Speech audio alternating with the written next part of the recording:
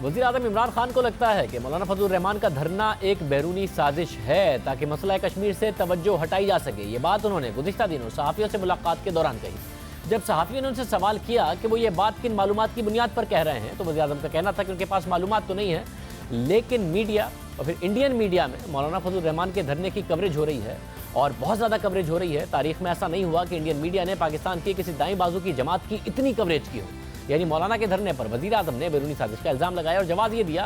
कि मीडिया पर कवरेज अब मौलाना के धरने की ज़्यादा हो रही है, कश्मीर की कम हो रही है और इंडियन मीडिया उनको बहुत कवरेज दे रहा है। पाकिस्तान में कश्मीर के मसले से तवज्जो हट रही है। लेकिन बैरूनी साजिश का अगर पैमाना भारतीय मीडिया की या फिर मीडिया की कवरेज है, तो एक और अहम मामले पर भी भारतीय मीडिया ने कवरेज दी और वो मामला था पेमरा की तरफ से एंकर्स पर पाबंदियों का। इस पूरे मामले पर भारतीय मीडिया पर खबरें चली, आप टीवी स्क्रीन पर देख सकते हैं, अखबारात में छपी, हेडलाइंस बनी। तो वज़ीर आज़म ने जो जवाब मौलाना फजल रहमान के धरने के लिए दिया, इस जवाब के मुताबिक क्या पेमरा के नोटिफिकेशन को भी भारतीय साजिश करार दिया जाए? क्या पेमरा के नोटिफिकेशन को भारतीय मीडिया रिपोर्ट करता रहा, हेडलाइंस लगाता रहा और जब से तनाज़ा उठा है तो पाकिस्तानी मीडिया में भी इस नोटिफिकेशन का चर्चा ज़्यादा था, जबकि ये नोटिफिकेशन 27 अक्टूबर यानी उस दिन जारी हुआ जब पूरा मुल्क कश्मीर के साथ जारी यकजहती कर रहा था। तो क्या इस नोटिफिकेशन पर बैरूनी साजिश का इल्ज़ाम लगाया जाए? इसलिए बात समझना लाजमी है कि भारतीय मीडिया का अपनी स्क्रीन पर कुछ दिखाना ना तो पाकिस्तान में किसी की हुब्बुल वतनी पर सवालात उठाता है, ना ही किसी सियासी जमात का कोई भी सियासी इक़दाम।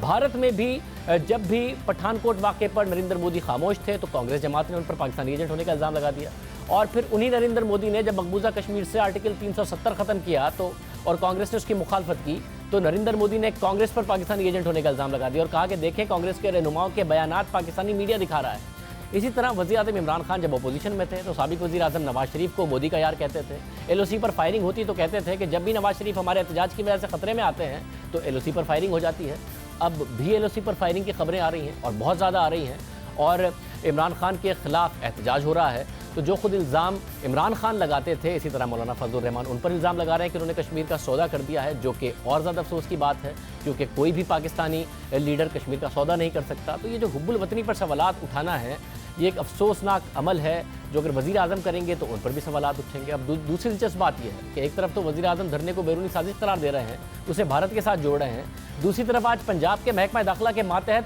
सूबाई इंटेलिजेंस सेंटर ने आज़ादी मार्च से मुतालिक मौलाना फजल रहमान के नाम से थ्रेट अलर्ट जारी किया, जिसके मुताबिक भारतीय खुफिया एजेंसी रॉ और NDS मौलाना फजल रहमान की टारगेट किलिंग कर सकते हैं और दोनों खुफिया एजेंसियां मकामी टारगेट किलर से राब्ते में हैं और मौलाना फजल रहमान के कत्ल के लिए उन्होंने $10 लाख की पेशकश भी कर दी है। अब एक तरफ ये इल्ज़ाम कि धरना भारत की पुष्टपनाही से हो रहा है, दूसरी तरफ ये थ्रेट अलर्ट कि भारत ही मौलाना को कत्ल करवाना चाहता है। एक हफ्ते में हुकूमत की तरफ से दो मुख्तलिफ किस्म के बयानिए सामने आ रहे हैं।